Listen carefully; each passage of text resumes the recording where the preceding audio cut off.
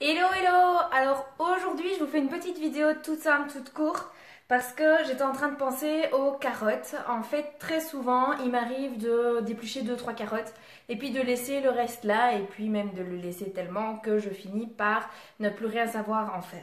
Et donc je me suis dit je dois pas être la seule à avoir ce souci, d'avoir des fins de carottes de sachet dont je ne sais quoi faire. Donc je me suis dit que j'allais vous expliquer simplement comment conserver ces carottes plus facilement.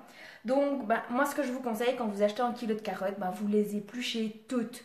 Vous ne faites pas d'exception, vous les épluchez toutes, vous coupez les extrémités et puis tout simplement, en fait, vous allez couper celles qu'il vous faut pour le repas que vous êtes en train de préparer, ou si c'est pour faire des crudités. Et puis le surplus, vous allez prendre en plat si possible en verre pour éviter le plastique, mais autrement, de toute façon, choisissez un plat qui se recouvre.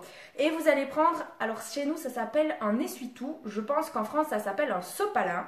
Vous allez le mettre dans le fond de votre plat, vous allez le remplir de carottes et vous allez l'humidifier et le refermer. Ce plat, ça va vous permettre de maintenir du coup vos carottes pendant plusieurs jours en gardant une carotte bien ferme. Alors si vous voyez que vos carottes sont en train d'un petit peu flétrir, il suffit de rajouter un tout petit peu d'eau. Quand je dis un tout petit peu, c'est vraiment un petit peu. Vous prenez un petit spray, vous mettez quelques sprays comme ça et ça va vous permettre du coup de conserver vos carottes pour plus longtemps, ce qui va me permettre par exemple d'avoir des carottes pour aujourd'hui soir, mais j'avais pas besoin du kilo pour aujourd'hui soir. Et donc demain, Lisa pourra avoir des carottes fraîches, mais qui sont déjà épluchées, donc je gagne en temps pour pouvoir aller à l'école, que je lui ferai en petits dips.